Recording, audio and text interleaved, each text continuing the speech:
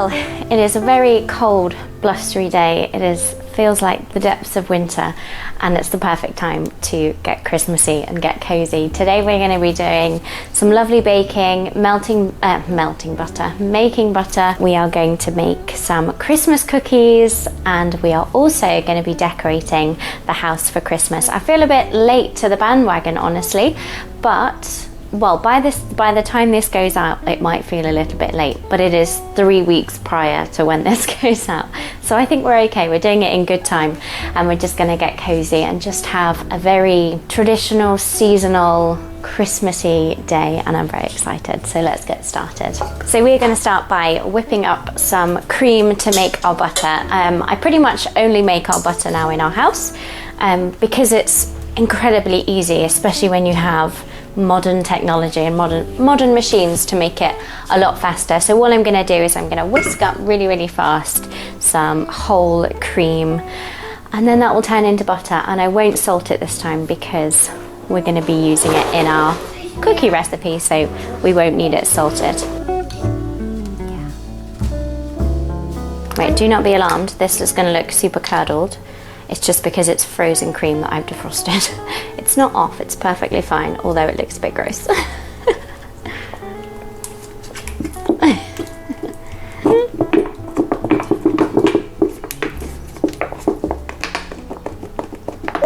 that looks yummy. You think so? Just put it in the stand mixer. When you put it into the KitchenAid, I'm going to add a litre of cream. You put it into the KitchenAid and whisk it up on the highest setting it will go, and make sure to cover it. You'll hear a sound change and the cream will start to whip up and separate into butter and buttermilk. And at that point, that's when we want to rinse off the buttermilk, save the buttermilk for future recipes. And it's delicious in sandwich loaf, which I have been experimenting with over the past few weeks. But it's such a wholesome way to have butter, and I couldn't be more thrilled to have put my hand into this and it actually works. So this is all I've been doing for a few months now.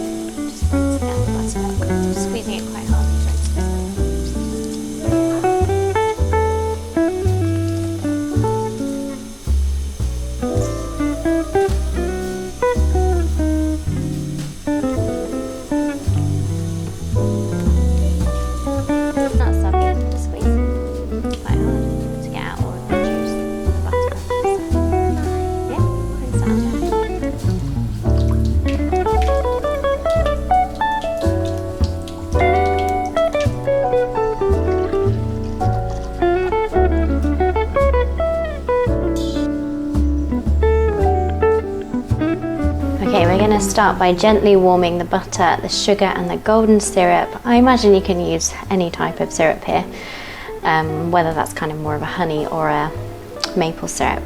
I think I'm going to use a bit of a combination because I don't have a lot left of any of them. We're going to stir that over low heat until it's melted. I am doubling this recipe, by the way, so that I can give out some to some friends and then maybe even hang some on the Christmas tree. We'll see how it goes. But this is a very nostalgic recipe for me because I've made this for years now because they're Josh's favourite Christmas cookies. It's like the ultimate Christmas cookie in our house. And obviously a bit more of a gingerbread spiced cookie rather than a chocolate chip cookie, which are also very good. But we're going to melt this on the stove now.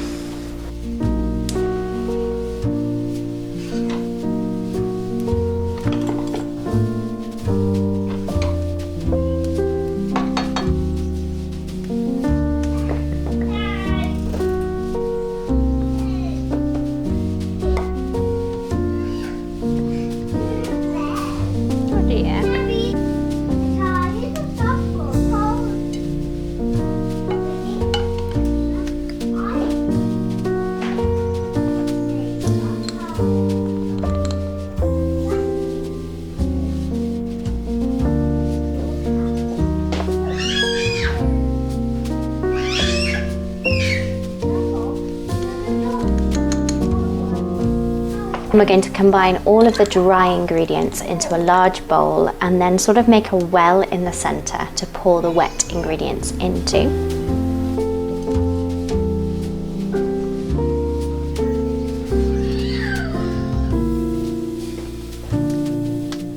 We're going to mix that into a workable dough and until a workable dough forms. And then once that's sort of cooled down, we're going to wrap it in cling film and place in the fridge for at least 1 hour to chill.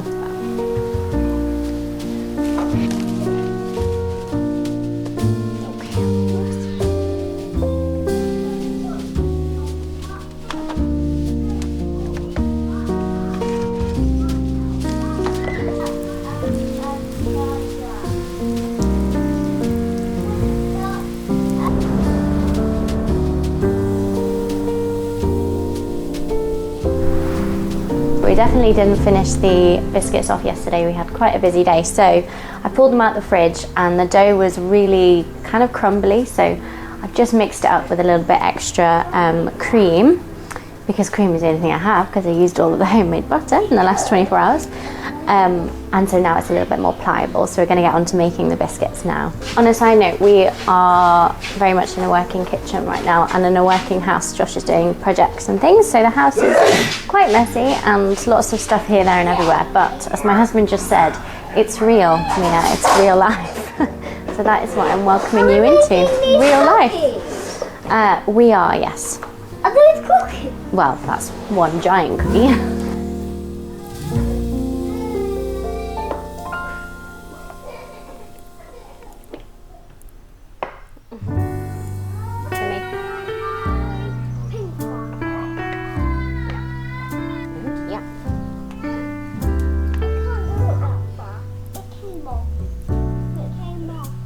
Okay, just keep trying. You're going to push hard into it.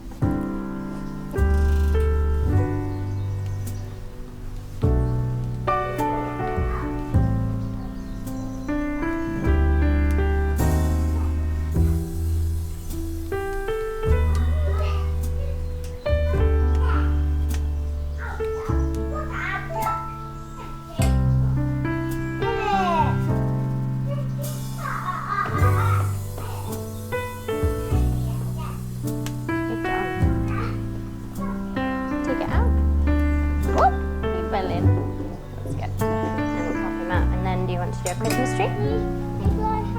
To do a Christmas tree? We're gonna. Boy. Let's put them because we're gonna put them in the oven. No, put them up here. We're gonna make all the shapes up here. Yeah, I'm gonna get the tree out. You did a good job. Yeah, push it down.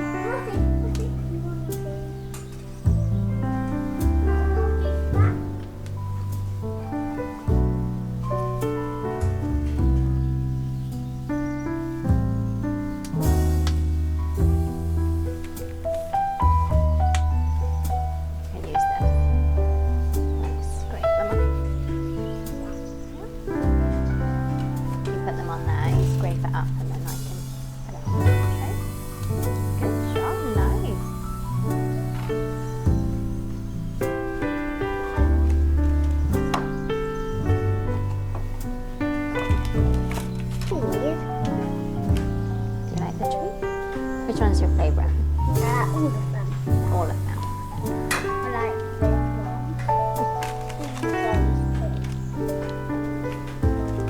this one. I'm baking the oven for 10 to 12 minutes until it's around a golden brown. I need to take this out.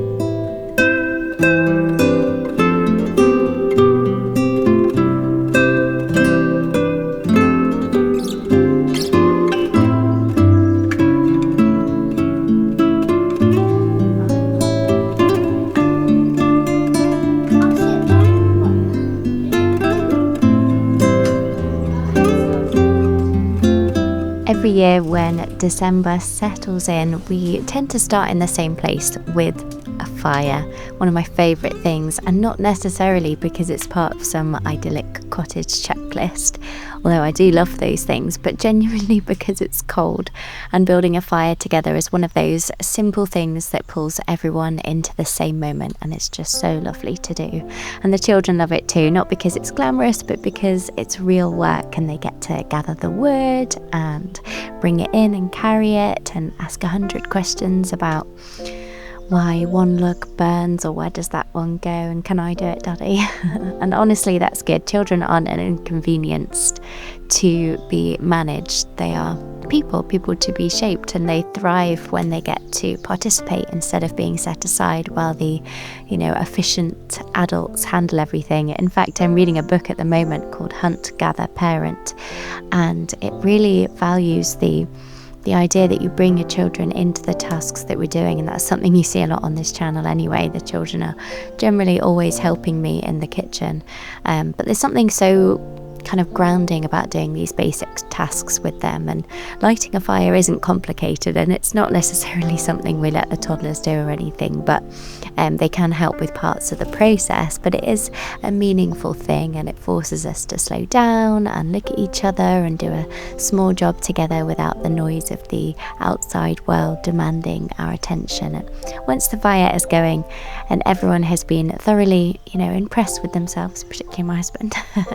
we move to the tree. Now, before we go too far, this is the part that I explain why we don't have a real Christmas tree, although that is my goal again someday. But story time, when my husband and I lived in London when we were first married, and we bought a real Christmas tree from the back streets of London, East London, and it was pretty dodgy, honestly, but we got this tree because it was last minute and it was within our budget. So we brought it home, we got it on the bus, the tube, all the adventurous things you could possibly imagine, and got it into our little flat. And we decorated it. It was all lovely and perfect. We really enjoyed the process. But a few days later, I noticed a little bug on the floor. And it wasn't really a bug I'd seen before. And I thought, oh, that's strange. We're on like the 5th floor of a flat. And then I turn around and see more of these bugs crawling around, until I actually noticed that there are hundreds of these bugs infested in our flat. And I'm not particularly a lover of bugs, although since having children I've become more accustomed to talking about them and enjoying them. But at this time I definitely wasn't, and there were bugs just everywhere, and I spent a few days really clearing out the bug infested flat. And so I haven't quite got to the point where I'm ready for a real Christmas tree again, but I will get there.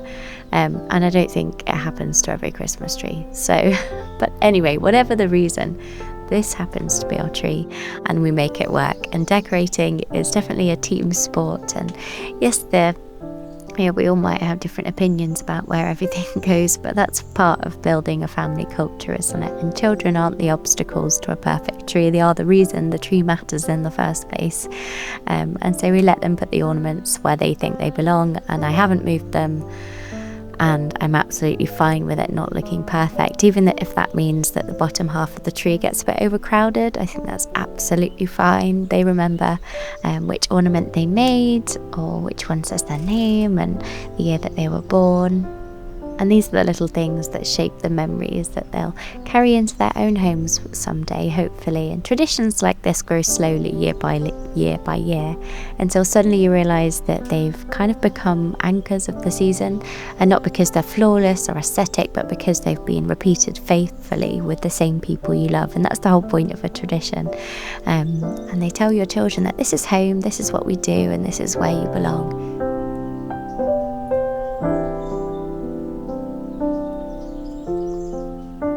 And in the middle of it, someone will, need help, need a hug, get emotional. I will get emotional about particular ornaments. But that's the whole point, and these moments are the work of raising our children and not interruptions to it. And we like to build traditions in this home, not to manufacture a perfect holiday, but to give our children kind of a shared story, something warm and solid to stand on when life gets busy or complicated. And these simple routines become the things that they remember long after the decorations are packed away.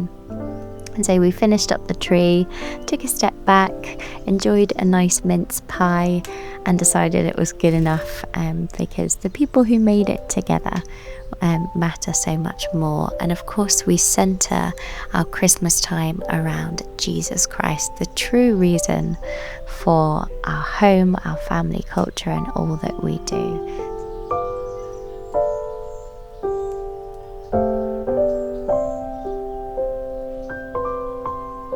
So thank you for spending time with us here at English Rose Cottage. If you enjoyed this and want to walk with us as we build a home, cultivate traditions, enjoy traditional homemaking, learn to live slower, quieter parts of family life with intention, then don't forget to subscribe, and I so look forward to seeing you in the next one. Lots of love.